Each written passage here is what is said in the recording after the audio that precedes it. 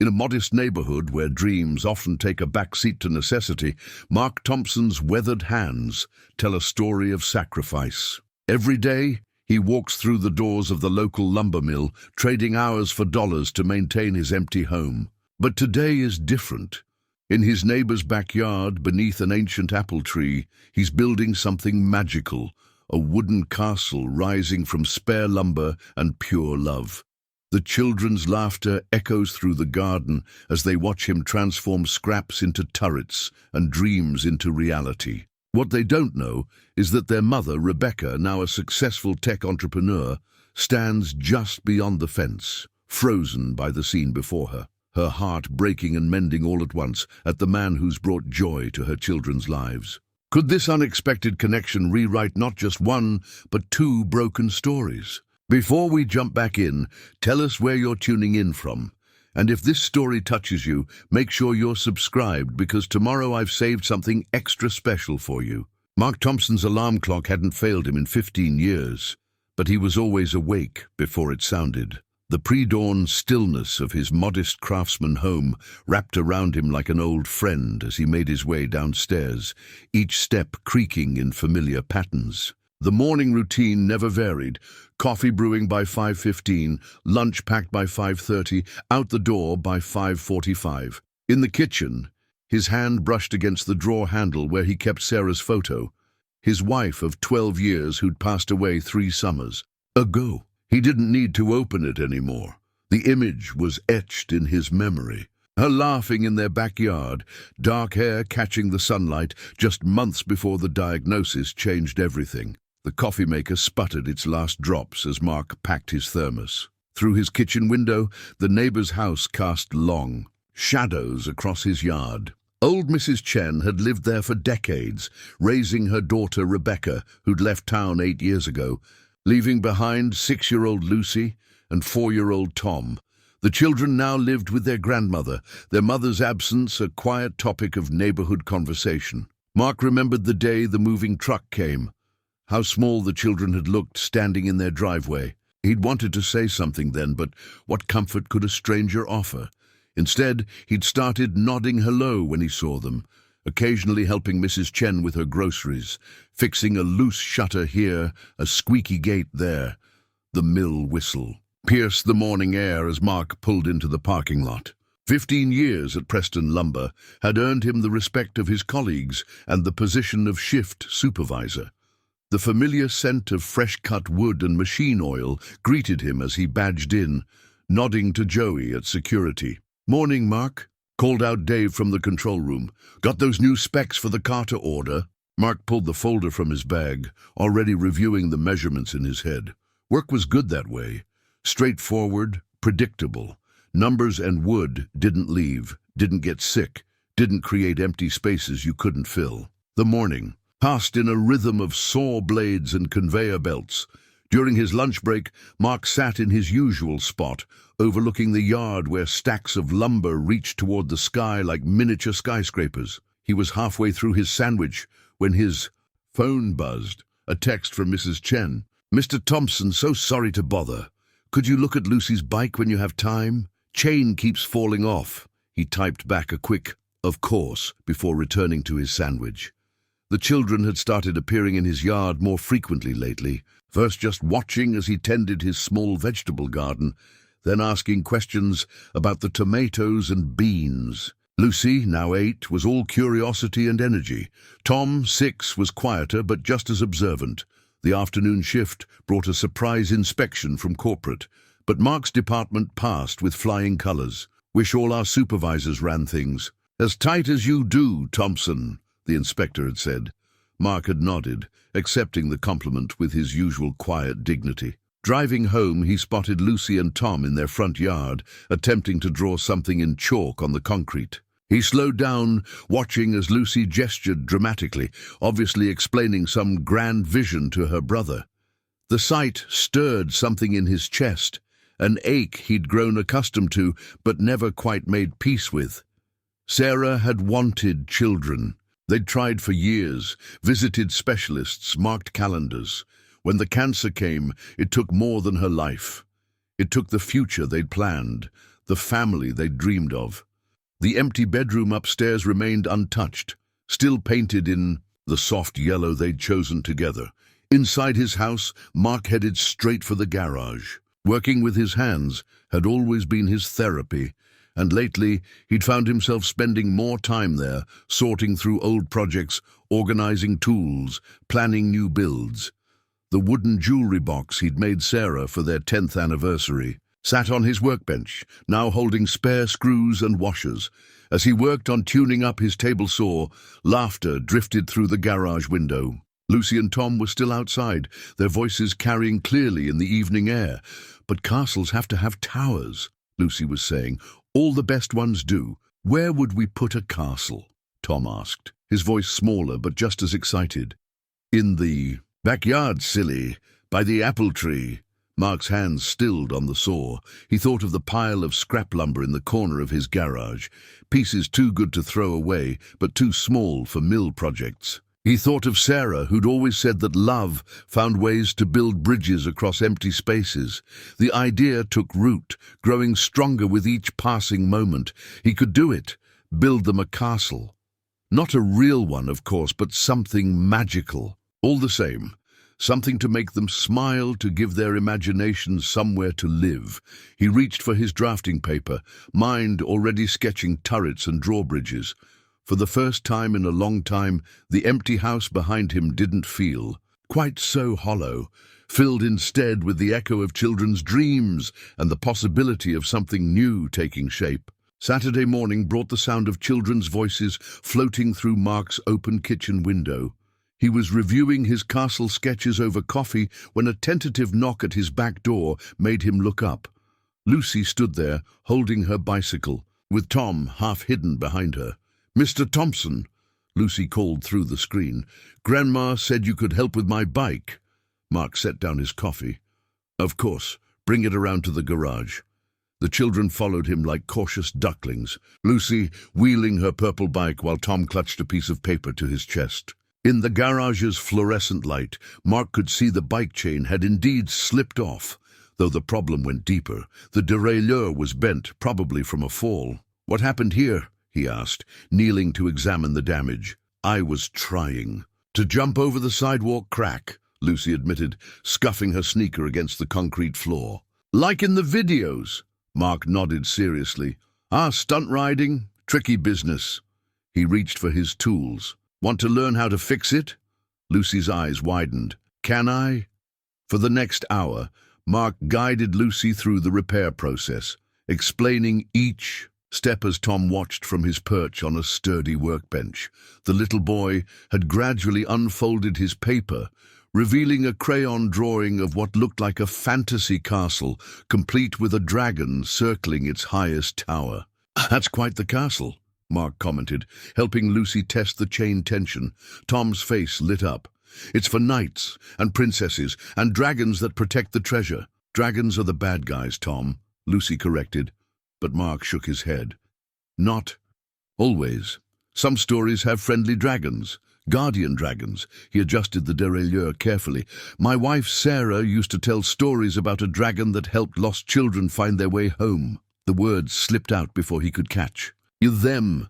He rarely spoke about Sarah, especially to others, but something about these children made it feel natural. "Where is your wife?" Tom asked innocently. Lucy elbowed him.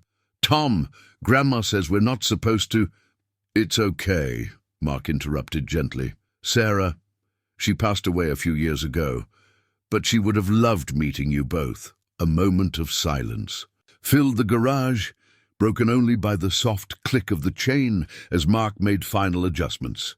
Then Tom slid off the workbench and approached Mark, holding out his castle drawing. "This is for you," he said solemnly.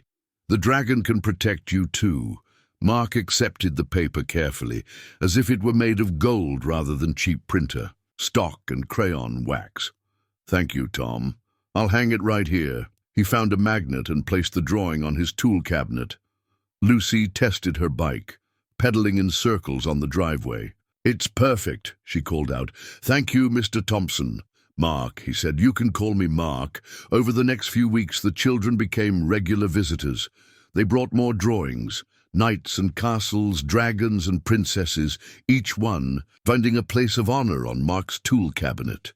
Lucy proved to have a knack for basic repairs, eagerly helping Mark organize his tools and learning their names. Tom preferred to sit and draw, but his running commentary about his imaginary kingdoms filled the garage with life. Mrs. Chen observed this growing friendship with quiet approval. One evening, as Mark returned her pruning shears he'd sharpened, she invited him in for tea. "The children," she said, pouring fragrant jasmine tea into delicate cups. "They have not been so happy in a long time." She settled into her chair, arthritis making her movements careful. "Their mother, my Rebecca, she had dreams too big for this small town." Mark sipped his tea, letting the silence encourage her to continue. 8 years ago, she had an idea for a company, technology, you understand, but no one here would invest. She found backers in California. Mrs. Chen's fingers traced the rim of her cup. She said she would send for the children once she was established. Weeks became months. Months became years.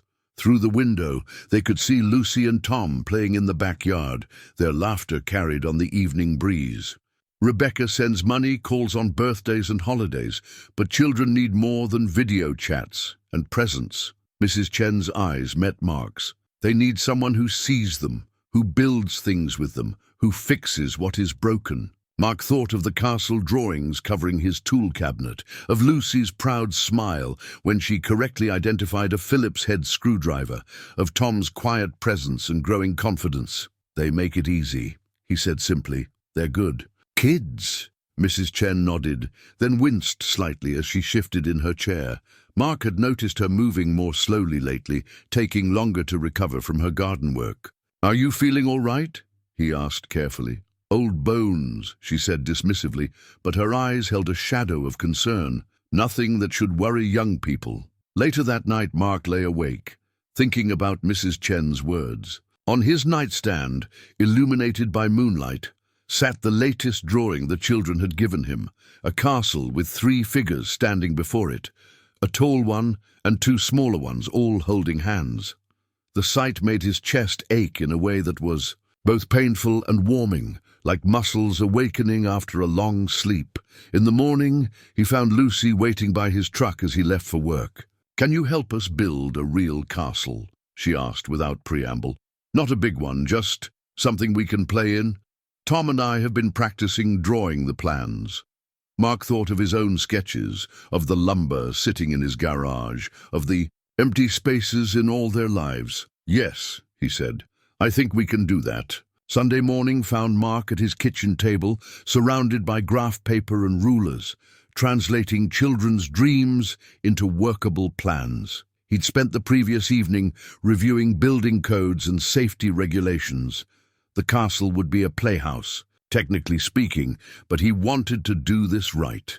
The blueprint sketch took shape under his careful hands, a main tower with a peaked roof, crenellated walls, a small drawbridge, and a reading nook beneath the stairs. Everything scaled to fit in the corner of Mrs. Chen's backyard, using the ancient apple tree as a natural cornerstone. He marked measurements in precise pencil strokes, adding notes about support beams and load distribution. A knock at the door interrupted his calculations. Lucy and Tom stood on his porch, clutching their own blueprints, drawings done in colored marker on lined notebook paper. "We made plans too," Lucy announced, spreading their work across Mark's careful sketches. "See, the tower needs to be tall enough for dragons to land on. And we need arrow slots," Tom added seriously, "for defending against invaders." Mark pulled up extra chairs. "Let's compare notes," he said, and for the next hour they worked to merge imagination with reality. He showed them how to measure and scale, explaining why some ideas would work and others wouldn't. The children absorbed every word, adding their own suggestions with growing understanding. "The tower can't be 40 feet tall," Lucy conceded. "But what if we made it tall enough to see over the fence? And instead of real arrow slots," Tom offered, "we could make windows that look like them." Mark nodded, incorporating their ideas into his design. "Oh, what about this corner?" he asked, pointing to a space near the tree. Seems like a good spot for a secret door. Their eyes lit up at the suggestion, and soon the plans evolved into something that honored both their fantasy and his practicality. The final blueprint became a bridge between their worlds, precise enough for construction, but magical enough for play. Mrs. Chen brought them lemonade as they worked, studying the plans with careful attention. "You will build this in my yard?" she asked Mark quietly. "With your permission," he replied. "We'll keep it safe, sturdy, and up to code." She smiled, watching her grandchildren debate the merits of various tower designs. "Permission granted. But first, we should clear the space together." The yard preparation became a neighborhood event. Word spread quickly in their small community, and by afternoon, several neighbors had stopped by to help. Jim from across the street brought his wheelbarrow. The Patels next door offered their garden tools. Even gruff old Mr. Henderson showed up with work gloves and decades of landscaping experience. "Careful of the apple tree roots," he advised as they cleared the area. "That tree's been here longer than any of us. Might as well make it part of the castle." Mark worked steadily, directing the impromptu volunteer crew while keeping the children involved in safe tasks.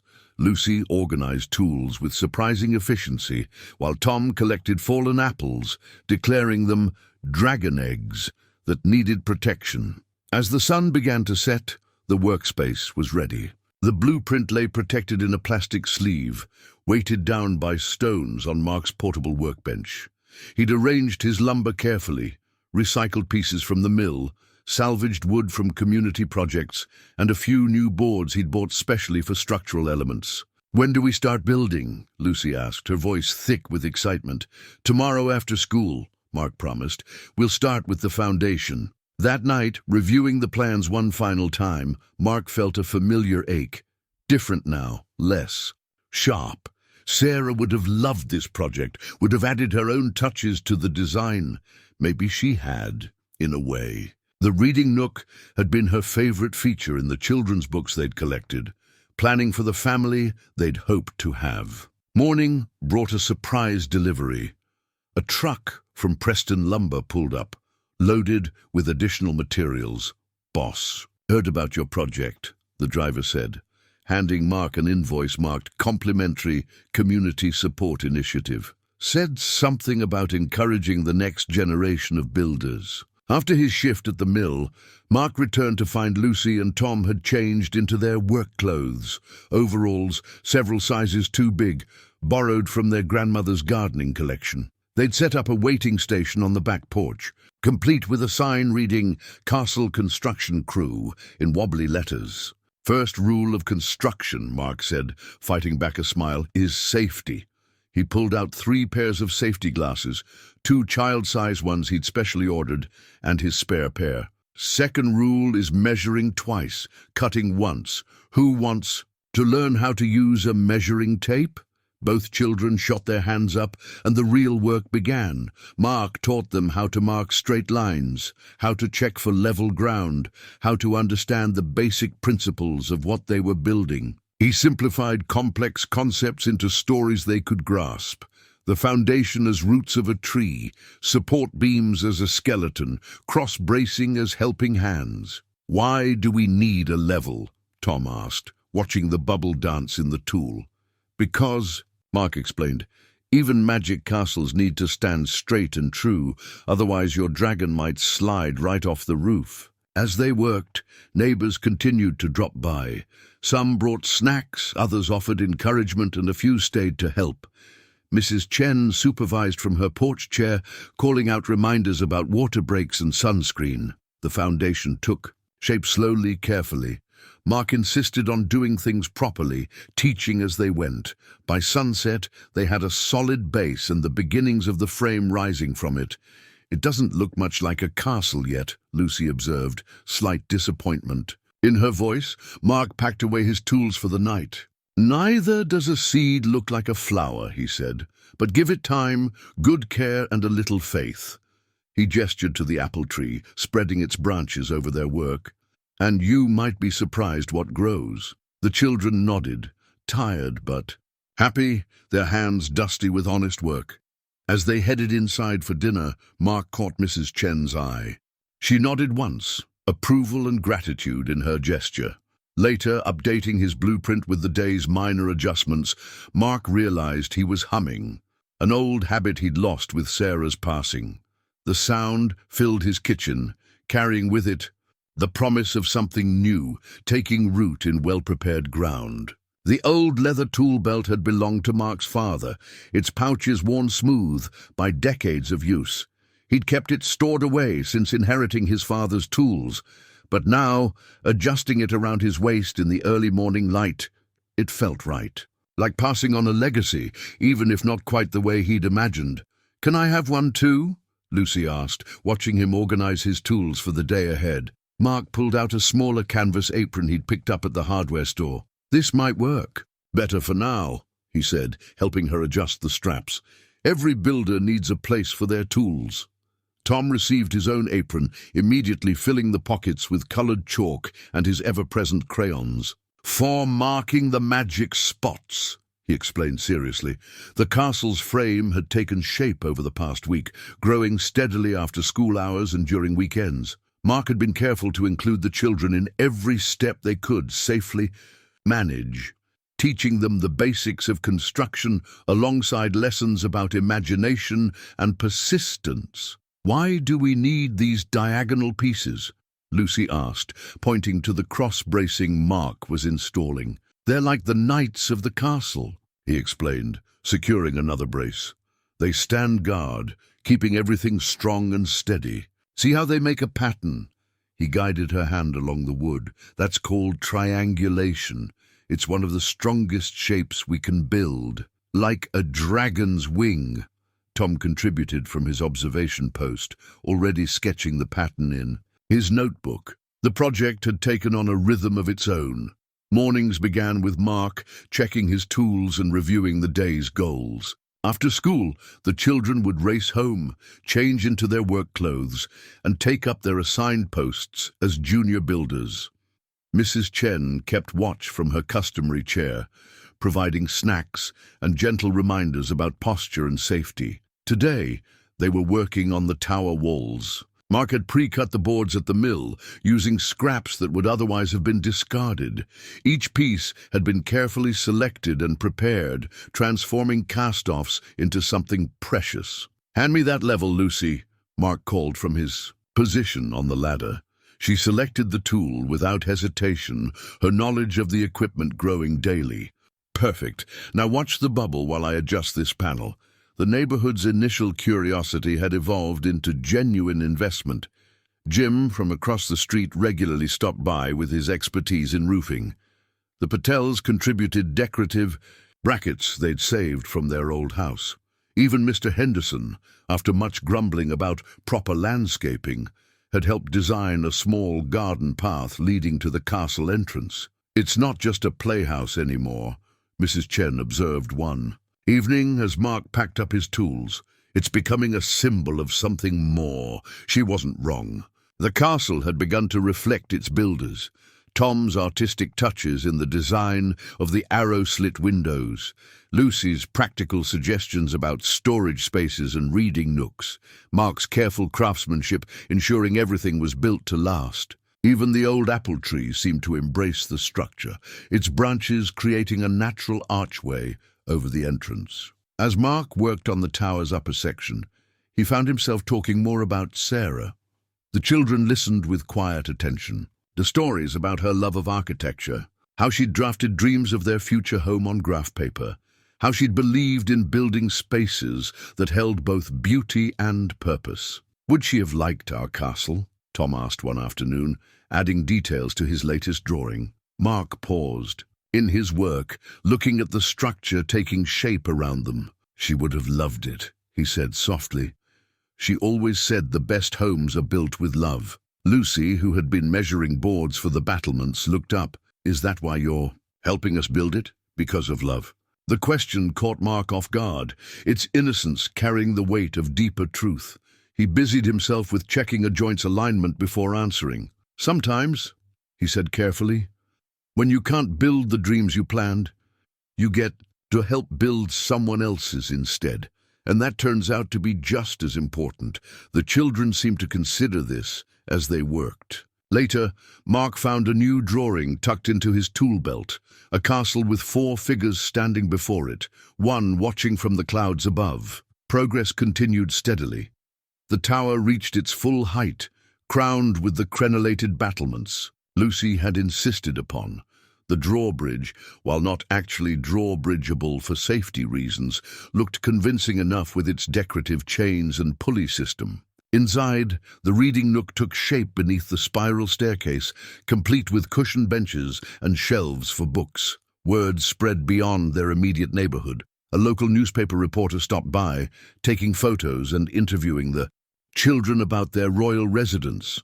Mark stayed in the background, preferring to let Lucy and Tom explain their vision, though he couldn't help smiling at their enthusiastic descriptions of the building process. "Mr. Thompson taught us about triangles being strong," Lucy told the reporter proudly, "and how to measure twice and cut once. And about dragon architecture," Tom added, earning confused looks until Lucy clarified about the roof design. The article, when it appeared, captured something of the project's spirit. "Community builds dreams. Local mill worker creates castle for neighbor children," read the headline, accompanied by photos of the work in progress and the children in their construction aprons. That evening, as Mark made his final checks of the day's work, he found Mrs. Chen waiting for him, holding a package wrapped in faded silk. "This belonged to my late husband," she said, unwrapping a beautifully crafted carpenter's square, its brass fittings gleaming despite its age.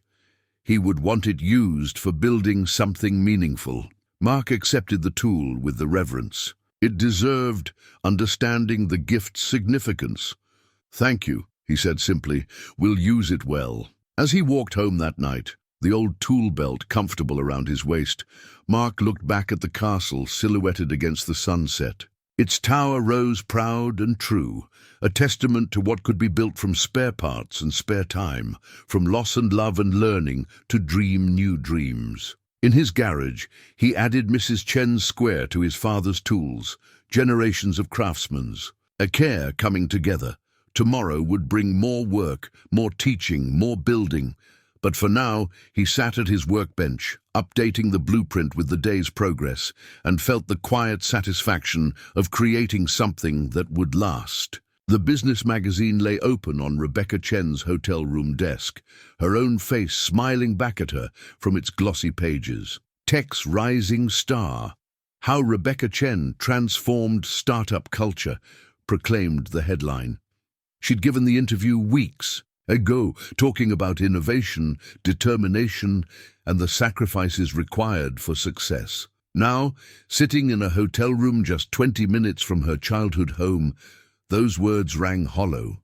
Her mother's voice message had been brief. "The doctor wants to discuss some test results. Come home if you can." The underlying message was clear enough. Come home because you should, because it's time, because 8 years is too long to be almost here through video calls and holiday gifts. Rebecca's rental car sat in the hotel parking lot, pointed toward her old neighborhood. She'd arrived last night but couldn't bring herself to drive those final few miles. Instead, she'd spent hours scrolling through her phone's photo gallery. Lucy and Tom's school pictures, holiday videos, birthday celebrations she'd watched through screens.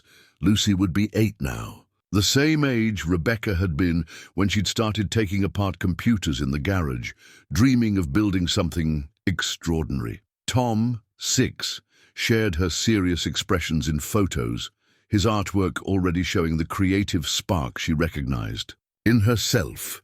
The morning sun was climbing higher when Rebecca finally started the car. The familiar streets hadn't changed much. Same corner store, same cracked sidewalks, same dreams of escape she'd once nursed at every stop sign. But as she turned onto her mother's street, something different caught her eye. A castle tower rose above the backyard fence, its wooden battlements reaching toward the sky. For a moment, Rebecca thought she was seeing things. Then she heard it. Children's laughter, her children's laughter, floating on the morning air.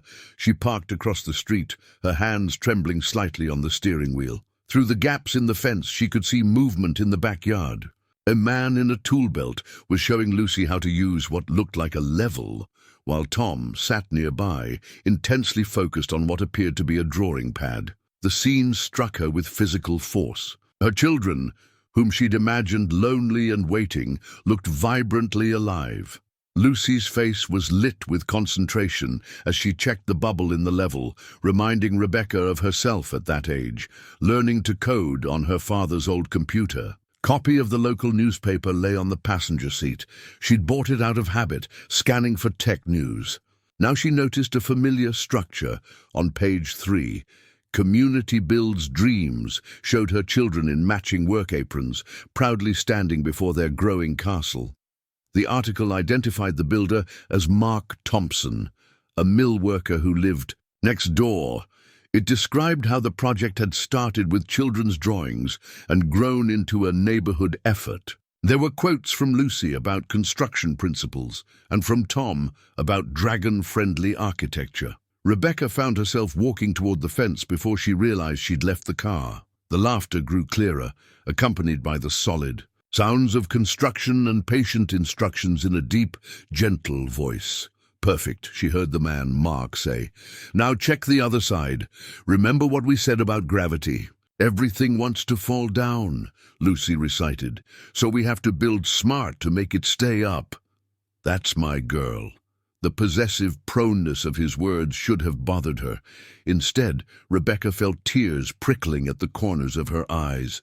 How many moments like this had she missed? How many opportunities to see her daughter's face light up with achievement, her son's imagination take physical form. Her mother sat in her usual chair on the back porch, overseeing the activity. Even from this distance, Rebecca could see how much frailer she looked, how carefully she held herself. The doctor's appointment loomed in her mind, adding urgency to an already overwhelming moment. "Mum!" The word escaped before she could catch it. Everything stopped. Lucy's level clattered to the ground. Tom's crayon froze mid-stroke. Her mother's hand went to her heart, in a gesture Rebecca remembered from childhood surprises. Mark Thompson straightened up slowly, instinctively moving closer to the children as if to shield them from whatever came next. The protective gesture made Rebecca's heart twist, grateful and guilty all at once. "Rebecca," her mother's voice carried across the sudden silence. Not angry, not accusing, just stating a fact. Her daughter had come home. Lucy moved first, her work apron swinging. "Mom, are you really here?" "I'm here," Rebecca managed, her voice thick. "I'm really here." Tom remained partially hidden behind Mark, his drawing clutched to his chest.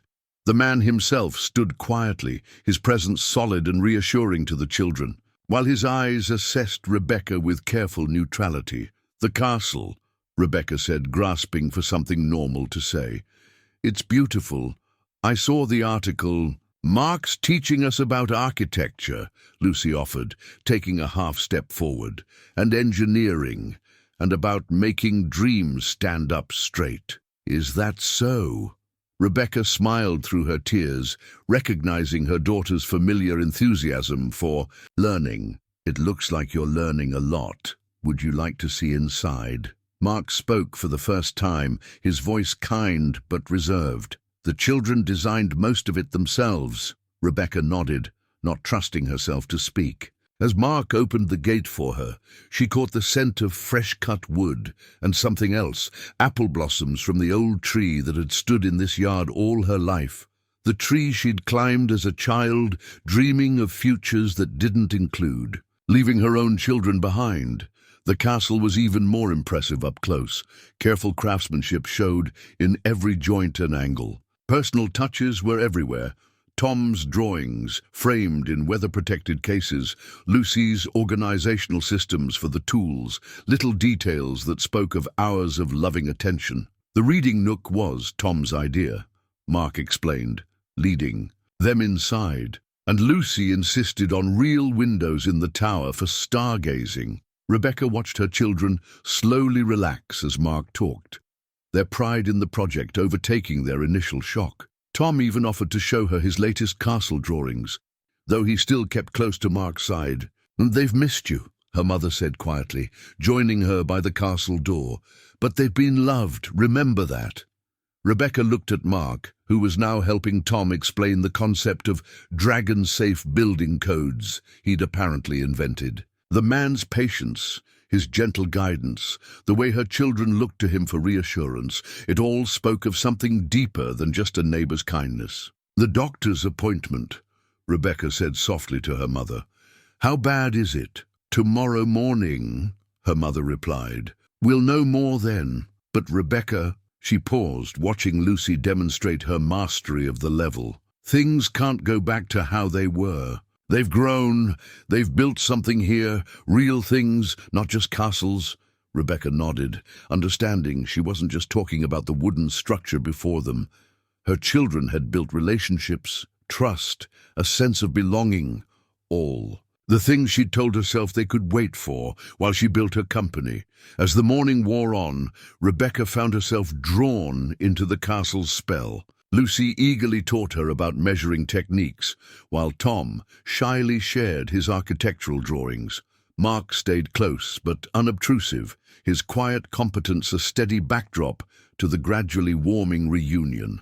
Looking at her children's faces, animated by joy and purpose, Rebecca felt something shift inside her. The carefully constructed walls between her two worlds, successful tech entrepreneur and absent mother, began to crack, letting in light and possibility. "Would you like to learn how to use a spirit level?" Mark asked, offering her the tool that Lucy had dropped earlier. "Your daughter's quite the expert now." In that simple offer lay a bridge, a chance to enter her children's world rather than trying to pull them back into hers. Rebecca took the level, its weight solid and real. In her hands. "Yes," she said, "I'd like that very much." Late that night, after the children had gone to bed, Rebecca found herself in her old bedroom. Everything was exactly as she'd left it 8 years ago, preserved like a museum exhibit of her former life. On the desk lay an unopened letter, yellowed. With age, written in a moment of doubt during her first month in California. "Dear Lucy and Tom," it began, the words blurring as she read. "Mommy's going to build something amazing for us. Something that will give you everything I never had. Please understand, she never finished it, never sent it." Now reading her younger self's attempts at justification, Rebecca felt the weight of all the unsent letters, unmade calls, and unused plane tickets that had piled up over the years. Her laptop glowed in the darkness, open to her company's latest quarterly report. Tech Fusion had grown from a desperate dream in a garage to a billion-dollar enterprise. She'd transformed her childhood passion for taking things apart into a revolutionary AI platform that put her on magazine covers and speaking circuits. But sitting in her childhood room, listening to the distant creak of the apple tree's branches, against her window, those achievements felt paper-thin. "You never finished any of them." Her mother's voice came from the doorway. Mrs. Chen stood there holding a stack of similar envelopes. "I kept them all. Each time you wrote, trying to explain, each time you stopped before sending them." Rebecca took the letters with trembling hands. "I thought I was doing the right thing, building a future they could be proud of." "The future was here all along," her mother said softly, sitting on the bed. "In small moments. First steps. Lost teeth. Scraped knees that needed kissing." Mark understood that without even trying. The mention of Mark brought back the image of him standing protective and steady beside her children. How did he become their hero? Mrs. Chen smiled sadly. By being present, by building castles instead of empires. She paused, touching the medical papers in her pocket. "Sometimes the biggest dreams are the smallest ones, Rebecca. A story at bedtime, a lesson about levels, a hand to hold when the world seems too big." Rebecca opened another unfinished letter, dated 3 years ago. "Dear Lucy and Tom, Mommy's company is growing so fast. Soon we'll be able to—" "Stop running," her mother said gently. "The castle isn't just wood and nails. It's everything you left behind. everything they needed, built by a man who understood that sometimes love looks like sawdust and safety goggles. Through the window, Rebecca could see the castle's silhouette in the moonlight. Her children slept. Peacefully nearby, their world expanded and enriched by simple tools and patient hands. "The doctor," Rebecca whispered, finally asking the question she'd been avoiding. "How long have you known?" "Long enough to know changes must be made." Mrs. Chen's voice held no accusation, only quiet certainty. "Long enough to be grateful for. Neighbors who become family, who build safe harbors for children who need them." Rebecca clutched the unfinished letters, years of interrupted explanations and abandoned attempts at bridge building. Outside, the apple tree's shadow danced on the castle walls, past and present merging in the quiet night. "It's not too late," her mother said, standing slowly, her movements careful and measured. "But Rebecca, this time don't write letters. Build something real, something that will last." As her mother left, Rebecca sat surrounded by the paper ghosts of her good intentions. Through her tears, she could see the castle standing tall and true in the moonlight, a testament to the kind of dreams she'd forgotten how to build. Dreams, made of presence, patience, and love, given freely without promise of return. She took out her phone, opened her calendar full of meetings and conferences, and began to delete. The kitchen timer's steady tick marked each second as Rebecca and her mother sat in the oncologist's office the next morning. "Stage 3, the doctor said. "Treatment options, time frames." Each word fell like stones into the quiet room. "How long have you known?" Rebecca asked later, watching her mother measure tea leaves with shaking hands. "The first tests were 3 months ago." Mrs. Chen's movements remained precise despite her tremors. The timer continued its relentless count. "I wanted to be sure, before calling you home. 3 months? You should have what?" Her mother's voice was gentle but firm. "Interrupted your important meetings, your speaking tours. The children needed stability, not another disruption." The timer chimed, sharp and final. Mrs. Chen poured the tea with practiced grace, but Rebecca noticed how she gripped the counter. "In for support. I'm taking you all back to California," Rebecca announced. "The best oncologists are there. I have connections, resources." The teacup clattered against its saucer. "And what of the children? Their school? Their friends?" Mrs. Chen's eyes drifted toward the window where the castle stood sentinel. "Their safe place? I'll hire tutors. Build them a bigger castle, anything they want. Some things can't be bought or built, Rebecca. Some things can only be grown, tended, given time to root." Her mother's words carried the weight of the apple tree's years, like what Mark has grown here. "Mark is a good man," Rebecca conceded, "but he's not." "Family?" Mrs. Chen finished. "He became family while you were building your empire. Who read to Tom every night when he was afraid of the dark? Who taught Lucy to face her fears on that bicycle? Who builds with them, dreams with them, shows up every day?" The truth of these words hung heavy in the kitchen. Through the window they could see Mark arriving for the day's work, tool belt already secured. Lucy ran out to meet him, wielding her level like a badge of honor. Tom followed more slowly, a new drawing clutched in his hands. "I'm their mother," Rebecca whispered. "Yes," Mrs. Chen agreed, "but motherhood is built day by day, like that castle. Out there, it needs a foundation, walls, support beams. You can't just add a roof and call it complete." The timer sat silent now, but its presence remained accusatory. Rebecca thought of her calendar, cleared for the first time in years. "I want to make it right. Then learn to build slowly," her mother advised. "Watch how Mark does it. He understands that children, like castles, need both dreams and practical support." Their conversation was interrupted by Lucy bursting through the door. "Mom! Grandma! Come see! We're adding a secret passage." Rebecca followed her daughter outside, where Mark was showing Tom how to create a hidden door in one of the castle walls. The mechanism was simple but clever, a sliding panel that looked like part of the wood grain. "Good morning," Mark said. Quietly, his tone professional but reserved. He must have read something in their faces because he added, "Everything okay?" Before Rebecca could respond, her mother spoke. "Mark, would you join us for dinner tonight? We have matters to discuss." He glanced between them, understanding dawning in his eyes. "Of course, Mrs. Chen." The children continued their work, oblivious to the currents of adult concern flowing around them. Rebecca watched as Mark guided Tom's small hands over the wood, teaching him to feel the grain, to work with its natural patterns rather than against them. "Like this?"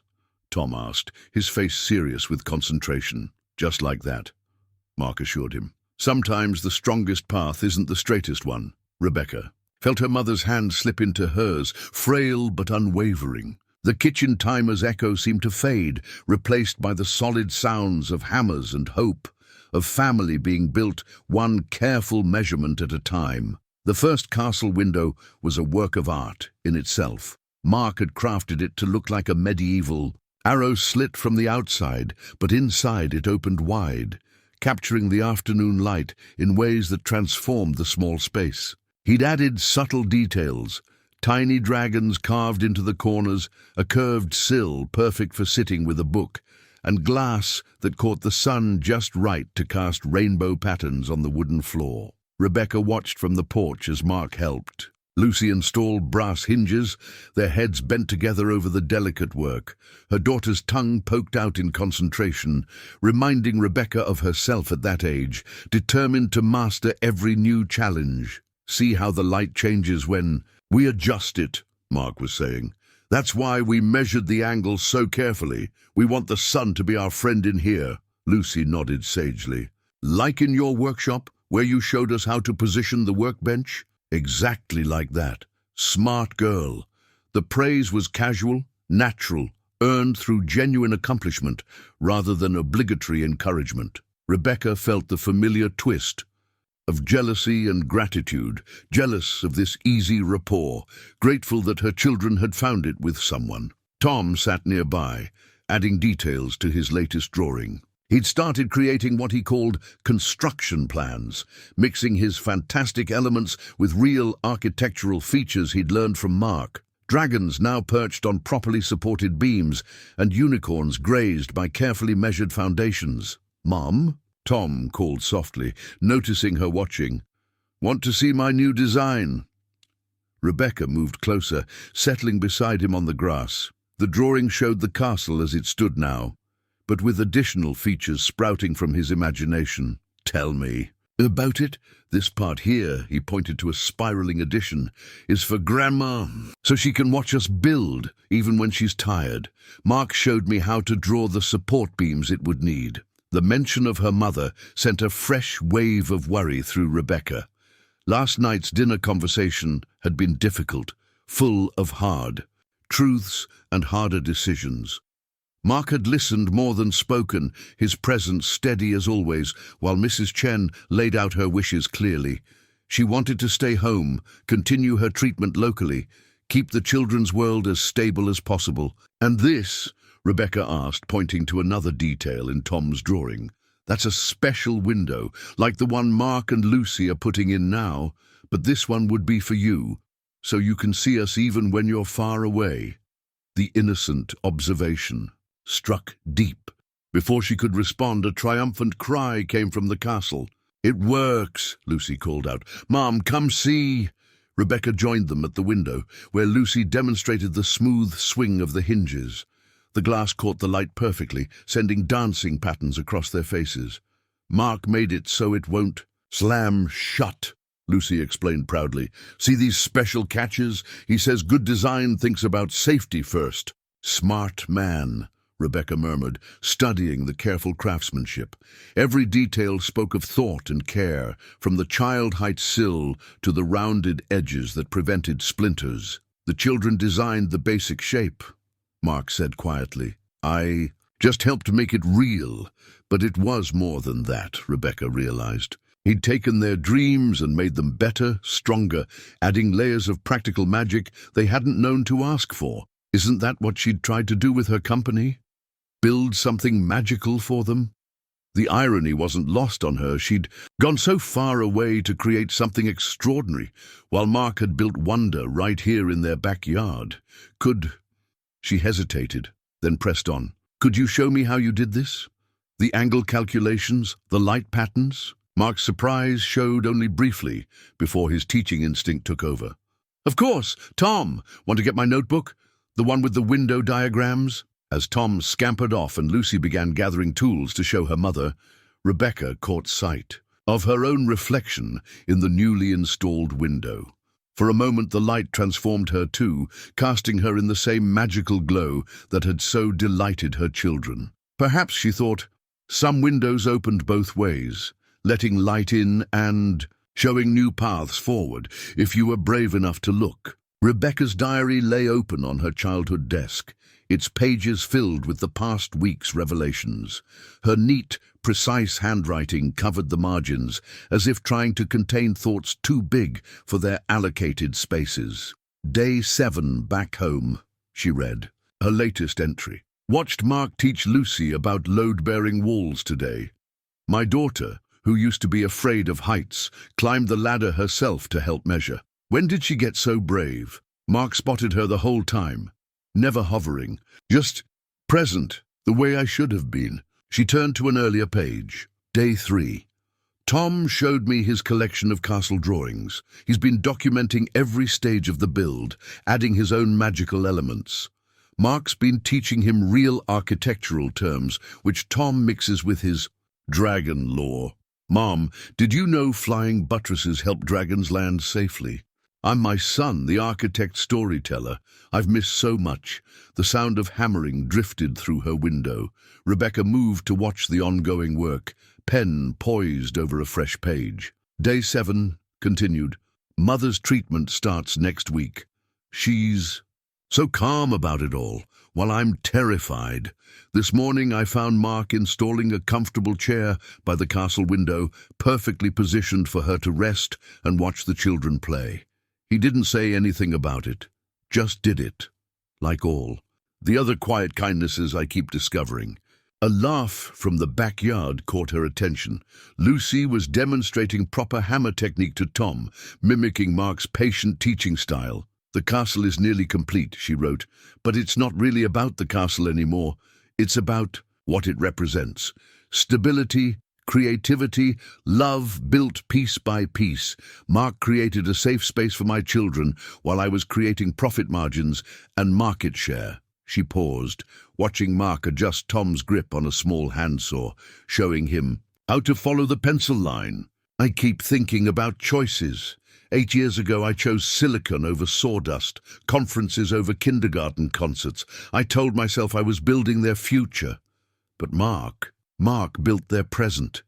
He gave them something I never considered. They might need more than financial security, the confidence that comes from creating something with your own hands, the joy of seeing your dreams take solid form. Through the window, she could see her mother settled in her new chair, overseeing the day's work with contentment. Rebecca added, Mother says some lessons can only be learned by watching. Today, I watched Mark spend 20 minutes helping Tom perfect a simple cut in a piece of wood. Not because the cut needed to be perfect, but because Tom needed to know he could do it. How many such moments have I missed? The diary's pages fluttered in the breeze, turning to her entry from 2 days ago.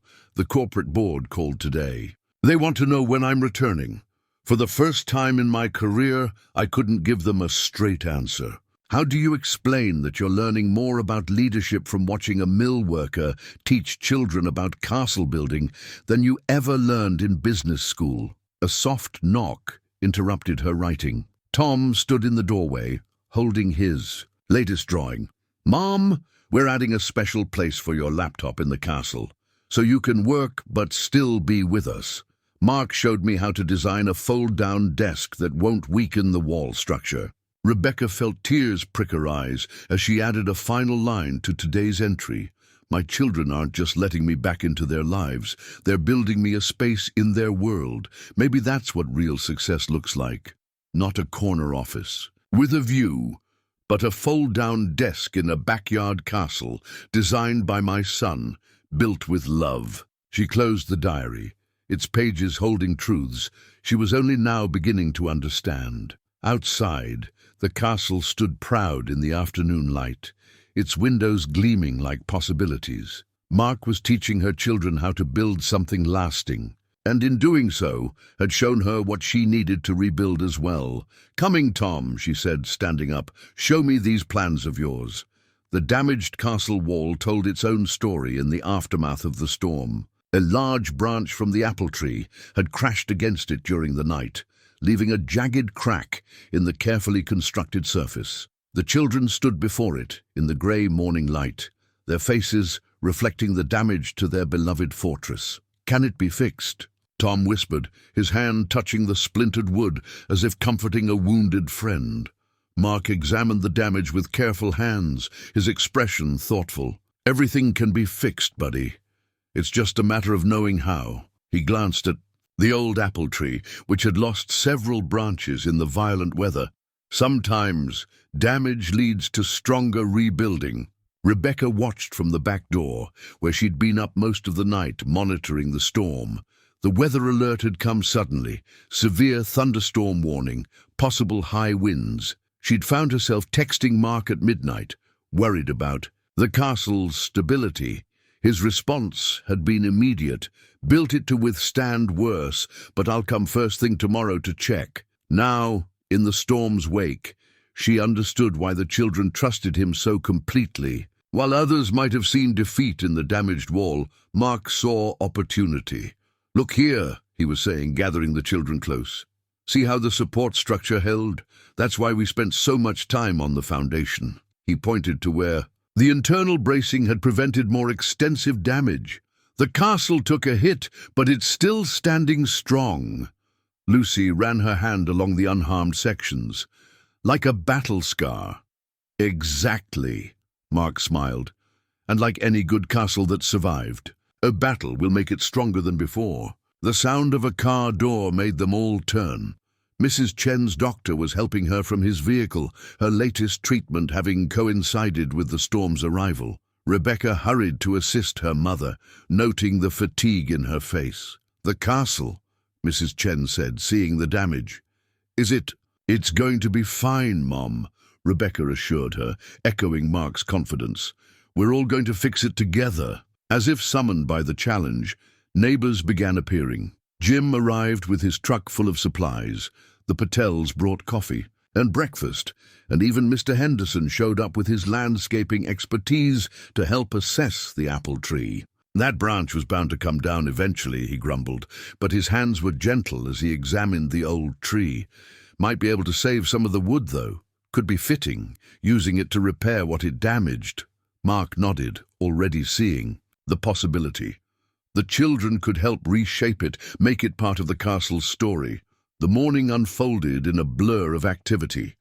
Rebecca found herself working alongside Mark, learning how to assess structural damage and plan repairs. The children moved between helping and documenting, with Tom creating detailed drawings of the damage and repair plans, while Lucy organized tools with scientific precision. "You're good at this," Mark observed quietly as Rebecca helped him measure.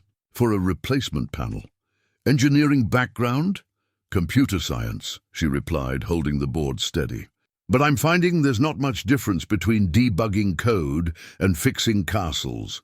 It's all about understanding systems, finding weak points, making things stronger." He nodded, marking the cut line. "Lucy has that same analytical mind. She sees patterns, understands how things connect. She gets that from—" Rebecca stopped, realizing she'd been about to say, "from me," about a quality she'd only just recognized in her daughter. How many other connections had she missed? The wall repair became a lesson in more than just woodworking. Mark showed them how to incorporate the fallen apple wood into the design, creating a natural brace that transformed the damage into decoration. Tom's dragons found their way into the carved details, while Lucy's precise measurements ensured everything fit perfectly. Mrs. Chen watched from her chair, wrapped in blankets against the post-storm chill. Her smile grew stronger as she observed her family working together, the castle's wound slowly healing under their combined care. "Sometimes," she said to no one in particular, "it takes a storm to show us what needs rebuilding." Rebecca looked up from where she was helping Tom sand a rough edge. Her mother's words carried multiple meanings, like the castle wall that was becoming more than just a repair.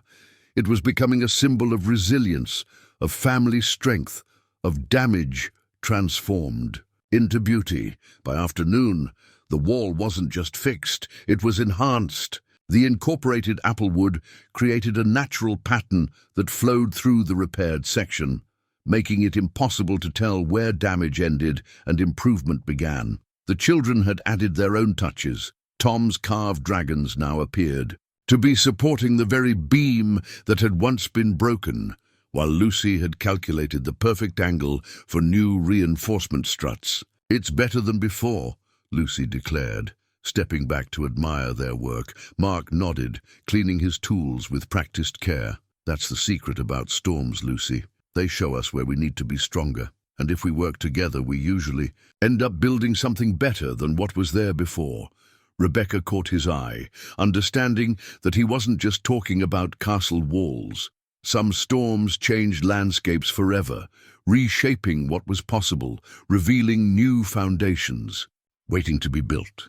The shared toolbox became a symbol of their growing connection. Mark had brought it over the day after the storm, a sturdy wooden chest he'd made himself, with separate compartments sized for both adult and child-sized tools. Rebecca noticed how he'd carved their names into each section: Lucy's building tools, Tom's creative corner, and a space simply marked family projects. "Everyone needs their own tools," he'd explained, helping the children organize their equipment. "But the most important projects are the ones we build together." Now, a week after the storm, the toolbox sat open between them all as they worked on reinforcing the castle's structure.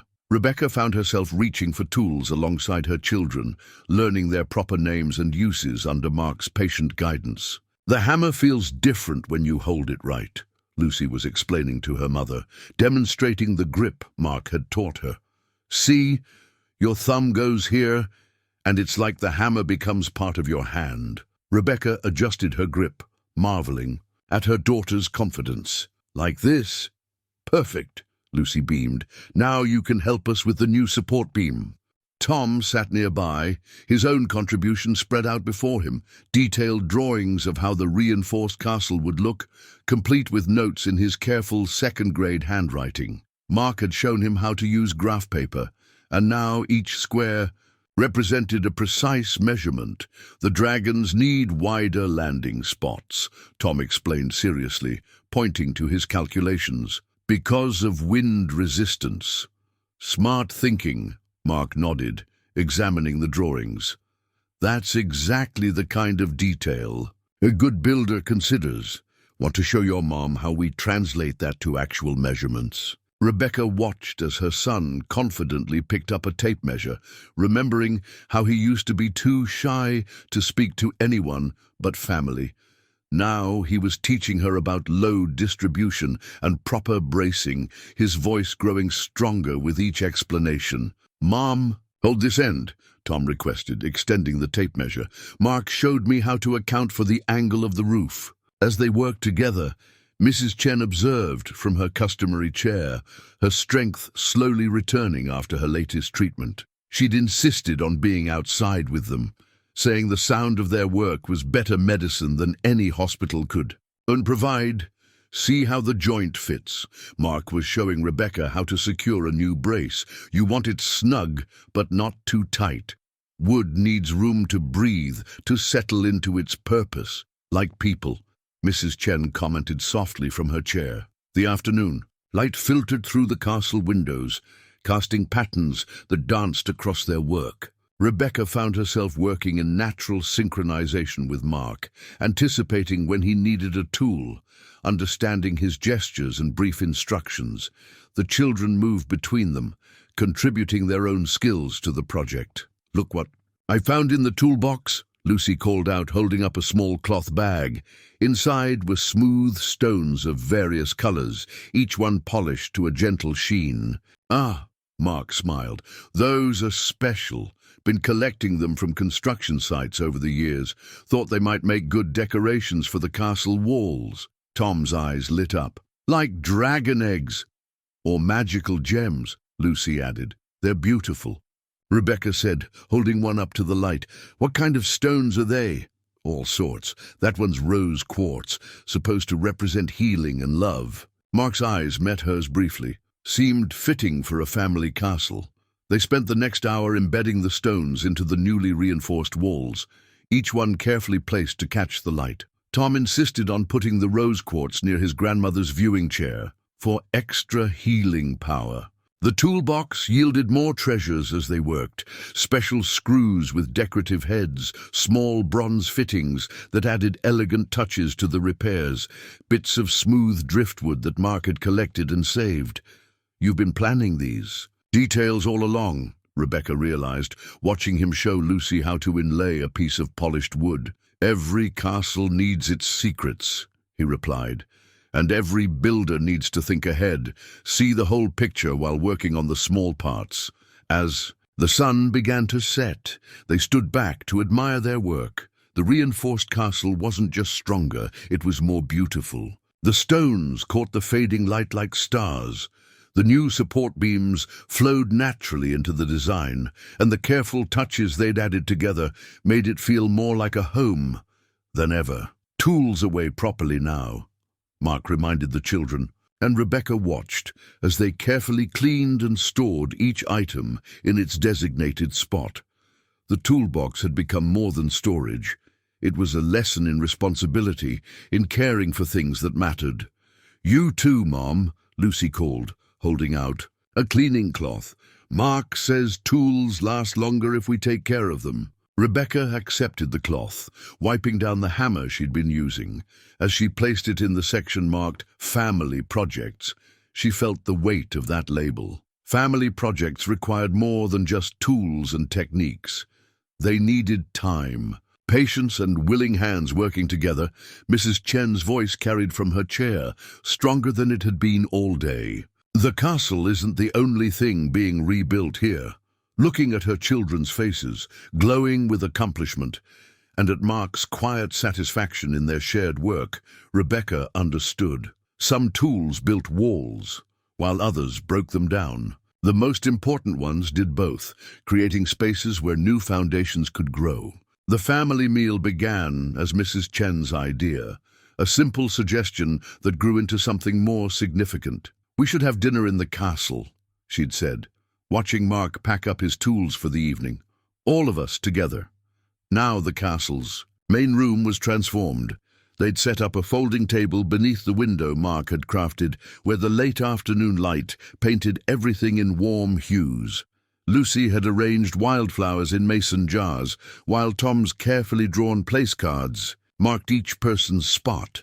The first dinner together could have been awkward, but somehow it wasn't. Perhaps it was the castle's magic, or perhaps it was simply time doing its gentle work of healing. Rebecca watched her mother lay out dishes of her traditional Chinese cooking, dumplings, stir-fried vegetables, and the special soup she always made when someone needed comfort.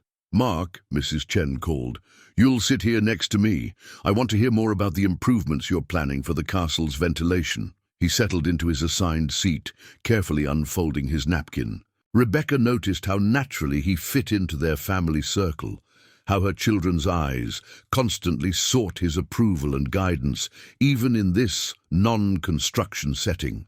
"Can we eat in here every night?" Tom asked, helping his grandmother arrange chopsticks. "It's like a royal feast." "Maybe not every night," Rebecca found herself saying, "but we could make it a regular thing." She glanced at Mark, including him in the invitation. Lucy was already nodding enthusiastically. "Yes, and we can take turns cooking. Mark, did you know Mom makes really good pancakes? She made them this morning." "Is that so?" Mark smiled, accepting a bowl of soup from Mrs. Chen. "I wouldn't have guessed you had time for cooking." "I'm learning to make time for important things," Rebecca replied softly. Their eyes met briefly over the steaming dishes, understanding passing between them.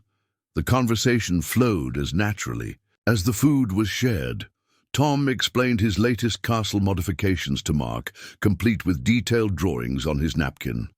Lucy demonstrated her mastery of chopsticks, a skill she'd apparently perfected during Rebecca's absence. "Remember when you tried to teach me?" she asked her mother. "I kept dropping everything." "I remember," Rebecca said, her throat tight with emotion. "You were so determined to learn." "Just like with the tools," Mark added. "Lucy doesn't give up until she masters something." Mrs. Chen watched this exchange with knowing eyes. "Some traits run in families," she observed, "the determination to build things, to make them work." The meal continued, stories and dishes passed around with equal care. Rebecca found herself sharing tales from her own childhood, helping her father repair the old house, taking apart computers in the garage. Mark listened intently, drawing connections between her past innovations and her children's current interests. "That's why Tom's so good at spatial planning," he noted. "He comes from a long line of builders and creators." "Different kinds of building," Rebecca acknowledged. "But yes, I suppose we all have that drive to make something meaningful." As they ate, the castle seemed to embrace them, its wooden walls glowing with memories both old and new. Through the window, they could see the apple tree swaying gently, its branches now pruned and healthy after the storm. "I have something to share," Mrs. Chen announced during a lull in conversation. She pulled out a small envelope. "My latest test results. The treatment is working better than expected." The news rippled through the group like a warm wave. Lucy hugged her grandmother impulsively, while Tom added a quick drawing of a healing dragon to his napkin art. "That's wonderful news, Mom," Rebecca said, reaching for her mother's hand. She noticed Mark quietly ensuring Mrs. Chen's water glass was full, his simple gesture of care speaking volumes. "Yes," Mrs. Chen agreed. "And now I have a request." She looked at Mark. "The castle needs a proper dining space, don't you think? Something permanent for more family meals?" The children's eyes lit up at the suggestion. Mark considered the space thoughtfully. "We could extend this section, add some built-in seating, make it comfortable for long dinners and good conversations. With a special chair for Grandma," Tom added seriously. "And proper lighting," Lucy contributed.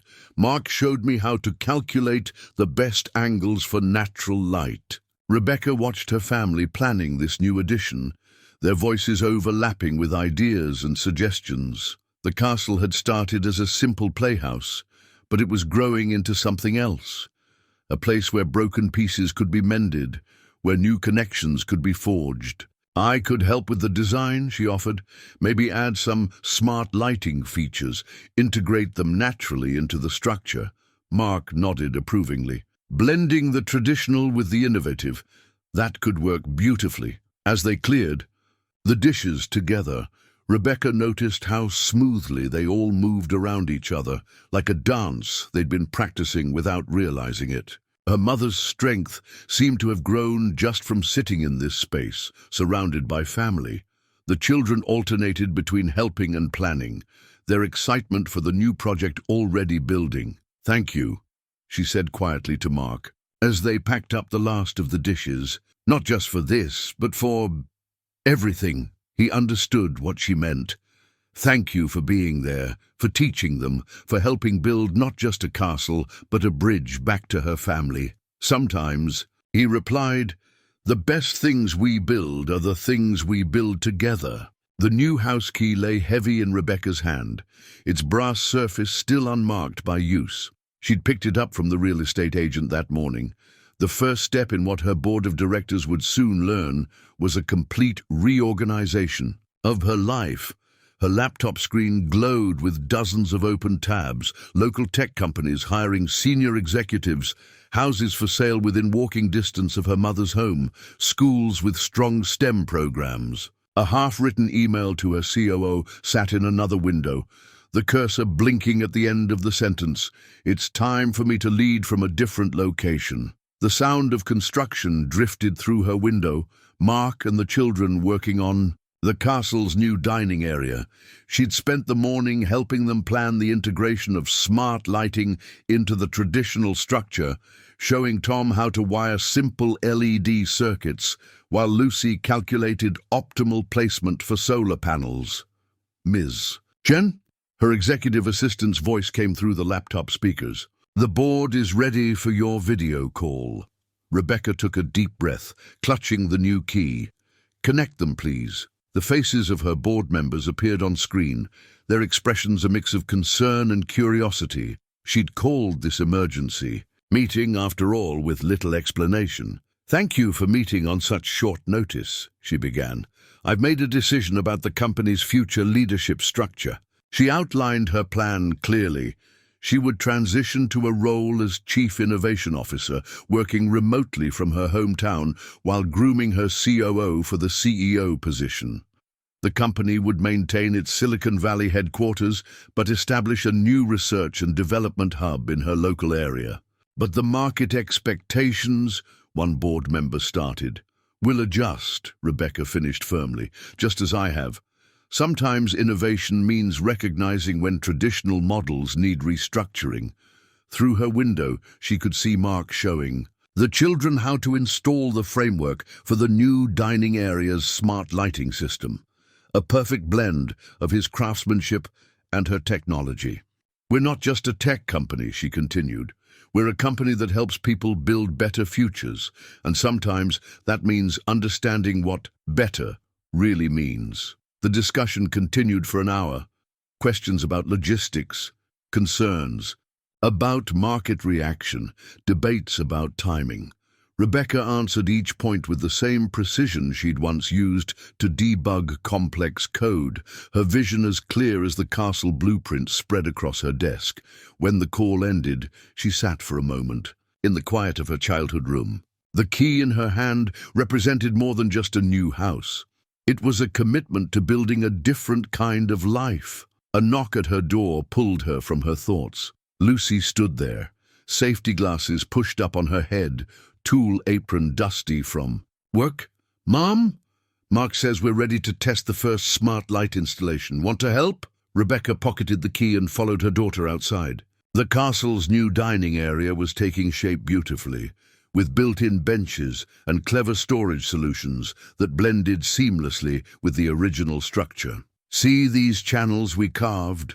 Mark pointed to grooves running along the ceiling. Beams, perfect for your LED strips, hidden but effective. Tom was already carefully feeding the first strip of lights through the channel, his tongue stuck out in concentration, like threading a needle for a giant. They worked together to connect the wiring to the small control panel Rebecca had designed, a simple interface that even Tom could operate safely. When everything was secure, Mark nodded to Lucy. Would you like to do the honors? Lucy pressed the control panel, and warm light bloomed along the ceiling beams, highlighting the natural wood grain and casting a gentle glow over the dining area. Tom's eyes widened with wonder. It's like magic, he exclaimed. It's like science, Lucy corrected, then paused, which is kind of like magic. It's both, Mark said, checking the security of the installations. Just like this whole castle, part practical engineering, part dreams come true. Rebecca watched her children admire the lighting effect, their faces glowing with more than just LED brightness. The key in her pocket seemed to warm against her hip, affirming her decision. I'm staying, she announced suddenly. 3 pairs of eyes turned to her. Not just for a visit. I'm moving back, permanently, building a new branch of the company here. The children's reactions were immediate, Lucy launching herself into a hug, while Tom added a spontaneous victory dance. But it was Mark's quiet smile of approval that settled something deep in Rebecca's heart. We'll need to expand the castle office space, he said, his eyes twinkling. Maybe add some more of those smart features. And a bigger workbench, Lucy added, for both computer stuff and building stuff. And a dragon weather vane, Tom contributed seriously, for monitoring wind conditions. Mrs. Chen's voice carried from her viewing chair. At last you understand, some things must be built close to home. Rebecca looked around at her family, her mother growing stronger every day, her children blossoming under Mark's guidance, and Mark himself, steady and supportive as the castle's foundations. The key in her pocket wasn't just opening a new house, it was unlocking the future she should have been building all along. Yes, she agreed, watching the smart lights shimmer against the wooden beams. Some dreams need to be built by hand, right where you can see them grow. The castle flag caught the morning breeze, its fabric dancing against the blue sky. They'd made it together during the previous evening, each family member contributing to its design. Tom's dragons soared across the field of blue fabric, while Lucy's precisely measured geometric patterns formed a border. Rebecca had added circuitry-inspired designs that glowed in the dark, and Mark's skilled hands had helped them stitch it all together. Even Mrs. Chen had contributed, embroidering Chinese characters for family and strength in golden thread. "It's perfect," Lucy declared, watching their creation wave from the castle's highest tower. A flag for all of us, the castle itself, stood complete, more magnificent than any of them had initially imagined. The new dining area blended seamlessly with the original structure, smart lighting hidden within traditional woodwork. Tom's reading nook had expanded into a cozy library corner, complete with built-in shelves holding both storybooks and engineering manuals. Lucy's workbench area featured both traditional tools and space for Rebecca's planned coding lessons. Mark stood back, checking the flags mounting one final time. "Secure and true," he confirmed, "just like everything else we've built here." Rebecca watched him with the children, seeing how naturally they moved together now, a team forged through shared purpose and patient teaching. Her own relationship with them had transformed too.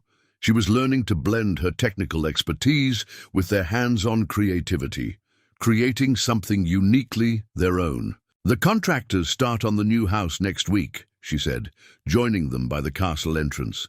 "But somehow this feels more like home than any corporate apartment ever did." Mrs. Chen, stronger now after several successful treatments, walked slowly around the castle's exterior. Her fingers traced the smooth wood, the carefully fitted joints, the places where storm damage had been transformed into beauty. "Every nail, every board," she observed, "holds a piece of our story." She was right. The castle had become a physical chronicle of their journey.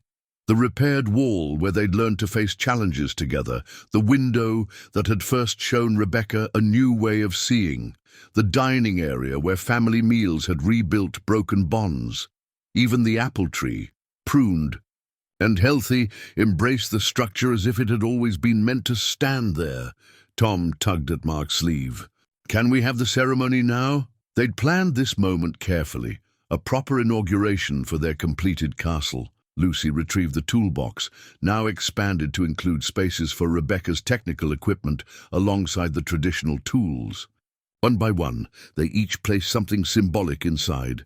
Tom added his first castle drawing, carefully preserved. Lucy contributed the level she'd mastered under Mark's guidance. Rebecca placed a miniature circuit board she'd designed specifically for the castle's lighting. Mark added a piece of the applewood from the storm, polished to a warm glow. Mrs. Chen completed the collection with a small jade pendant that had been in the family for generations. "For luck," she said, "and for continuity." They gathered in the new dining area, where sunlight streamed through artfully placed windows and smart lights waited to create evening magic. The flag above caught another breeze, its collaborative design representing everything they'd become.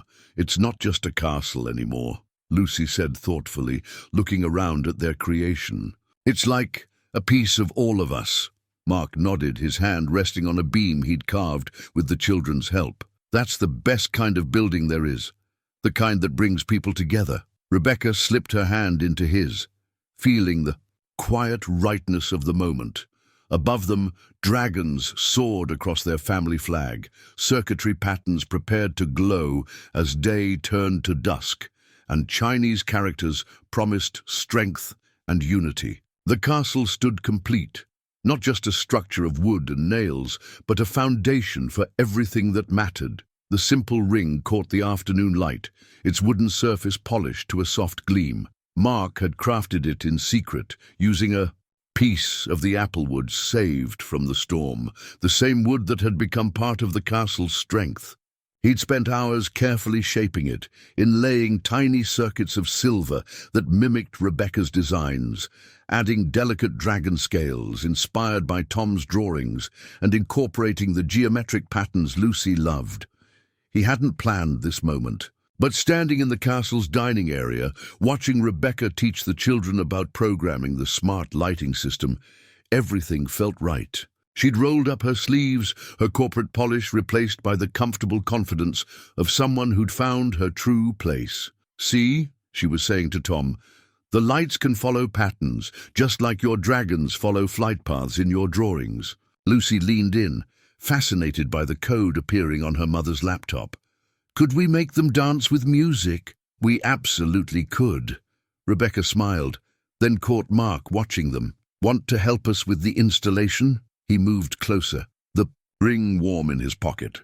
"Actually, I had something else in mind." Mrs. Chen, who had been quietly observing from her special chair, seemed to straighten with anticipation. The children looked up from their work, sensing something important in his tone. Mark took a deep breath, drawing strength from the castle walls that had witnessed their journey. "Rebecca, watching you with the children these past months, seeing how you've built something new here, it's been like watching a different kind of castle rise." He reached into his pocket, withdrawing the wooden ring. Tom gasped in recognition. He'd seen Mark working on it in the workshop, but had kept the secret with solemn pride. "Mom, look!" Lucy pointed to the inlaid patterns. "It has your circuits and my geometrics and Tom's dragons." Rebecca's hands trembled slightly as she took the ring, examining the craftsmanship that had woven their family's symbols together in a perfect circle. "I'm not a tech innovator or a corporate leader," Mark continued softly. "I build simpler things, but I'd like to build a life with you, with all of you. We've made something beautiful here, together. Maybe we could make it official." The children held their breath. Mrs. Chen's eyes glistened. Rebecca traced the ring's patterns with gentle fingers, feeling the smooth wood that had weathered a storm and emerged stronger. "You built this from the apple wood," she said quietly. "The same piece that damaged the castle and then became part of its strength." Mark nodded. "Sometimes the best things come from unexpected storms." Rebecca looked around the castle, at the smart lights waiting to dance, at her children's faces bright with hope, at her mother's knowing smile, at this man who had taught them all how to build dreams into reality. "Yes," she whispered, then stronger, "yes." The children erupted in celebration. Tom pulled out a new drawing. He'd been practicing wedding scenes, complete with dragon honor guards. Lucy immediately began planning how to integrate more smart lighting for the ceremony. "Here in the castle," Mrs. Chen suggested, her voice rich with approval. "Under the apple tree that gave us this ring." Rebecca slipped the wooden ring onto her finger, where it fit as perfectly as their blended family. "A simple ceremony," she agreed. "Just us and the neighbors who helped build this dream." "And dragons," Tom added seriously, "and proper architectural—" "Lighting," Lucy insisted. Mark laughed, drawing Rebecca close. "Whatever we build next, we'll build it together." Through the window the castle flag rippled in the breeze, their combined symbols dancing in the afternoon light. The ring on Rebecca's finger caught the same light, wooden and silver surfaces, merging like their two worlds coming together. His craftsmanship and her innovation, their separate paths joining to create something stronger than either could have built alone. The family portrait captured them all in front of the castle, their first official photo together. Lucy had set up the timer on Rebecca's high-tech camera, insisting on taking multiple shots until everything was perfect. Now the image glowed. On her laptop screen, Mark and Rebecca in the center, the children beaming on either side, Mrs. Chen seated regally in front, and the castle rising behind them like a fairy tale made real. "We need to get this framed before the wedding," Lucy declared, already measuring the castle wall where she planned to hang it. "Right here, so everyone can see our whole family." The wedding preparations had taken on the same collaborative spirit that had built the castle. Instead of expensive planners and elaborate venues, they were creating everything themselves. The castle's dining area would host the small reception, its smart lighting programmed by Rebecca and Lucy to create the perfect ambiance. Tom had appointed himself chief decorator, his dragons now tastefully incorporated into every aspect of the celebration. "The fairy lights should go here," he explained, showing Mark his latest design. "So when Mum walks down the aisle, it'll look like stars are leading the way." Mark studied the drawing with appropriate seriousness. "Good thinking. And see how you've accounted for the tree branches? That's excellent spatial awareness." Rebecca watched them from her workbench, where she was programming a special lighting sequence for the ceremony. Her corporate life seemed distant now, though she'd successfully transitioned her role and established the new local office. The board had eventually understood innovation could happen anywhere, but family had to be built right where you were. Mrs. Chen supervised it, all from her chair, her strength growing daily.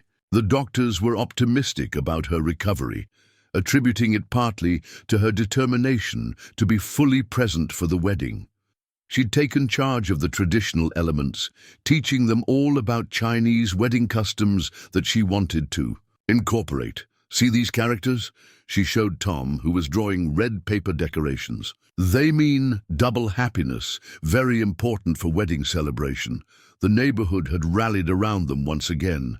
Jim was building extra seating that would later become permanent additions to the castle grounds. The Patels were handling the flower arrangements, incorporating blooms from their prize-winning garden. Even Mr. Henderson had volunteered his landscaping expertise to ensure the apple tree would be in full bloom for the ceremony. "Look what I found," Lucy called out, carrying a dusty photo album from the house. Inside were pictures of Rebecca as a child building things in the same backyard where the castle now stood. "Mum, you were making a robot." "My first invention." Rebecca smiled, remembering. "It didn't work, but your grandfather kept encouraging me to try. Like Mark does with us," Tom observed, adding another dragon to his decoration plans. The comparison warmed something in Rebecca's heart. She watched Mark help the children with their projects, his patience and understanding echoing her own father's approach. The wooden ring on her finger caught the light, its circuit patterns gleaming. "The castle needs one more thing," Mark announced, pulling out his tools. A proper family crest above the entrance. Together they designed it, Tom's dragons forming a protective circle around Lucy's geometric patterns, Rebecca's circuits weaving through traditional Chinese characters for family and strength, all carved into a piece of the apple wood they'd saved. "Perfect," Mrs. Chen approved, watching Mark and the children install it. A symbol of past and future joining together. Rebecca touched the crest gently, feeling the smooth wood under her fingers. Everything that mattered was carved into this single piece, their creativity, their heritage, their love for building things together. The family portrait would show them as they were now, but the crest would tell their whole story, how a broken family had been rebuilt, piece by piece, with patience and purpose and love. How a simple backyard castle had become the foundation for something far more precious than any corporate success. "Next week," Lucy said, studying the portrait on the screen, "we'll take another one, with everyone wearing their wedding clothes. And the dragons all dressed up too," Tom added seriously, making them all laugh. Above them, the castle flag danced in the breeze, their combined symbols moving together like a promise of things to come. The castle door key, crafted from the same apple. Wood as Mark's ring was the final touch to their celebration. He'd spent hours carving it, incorporating the family crest design in miniature on its head. Now it hung on a red ribbon, Mrs. Chen's touch, for luck and happiness, waiting to play its part in the ceremony. The wedding day dawned perfect, with apple blossoms drifting like nature's confetti in the gentle breeze. The castle had never looked more magical. Fairy lights wove through its beams, Tom's dragons stood guard at every corner, and Lucy's carefully programmed smart lighting created an ethereal atmosphere that blended technology with enchantment. "Ready?" Mrs. Chen asked, helping Rebecca adjust. Her simple white dress in the castle's reading nook now converted into a bride's preparation area. Rebecca touched the wooden ring on her finger, soon to be joined by a matching wedding band. "More ready than I have ever been for anything." Outside, their small gathering of guests settled into Jim's handcrafted benches. The Patel's flowers created a natural aisle leading to the apple tree, where Mark waited with the children. Tom stood proud in his little suit, dragon tie carefully knotted, while Lucy wore a dress that perfectly matched the geometric patterns she'd helped design throughout the castle. Mark had foregone a traditional tuxedo in favor of a crisp white shirt, dark pants, and his father's old tool belt, polished to a shine and filled with the specialized tools they'd used to build their dream. It felt right, honoring the work that had brought them together.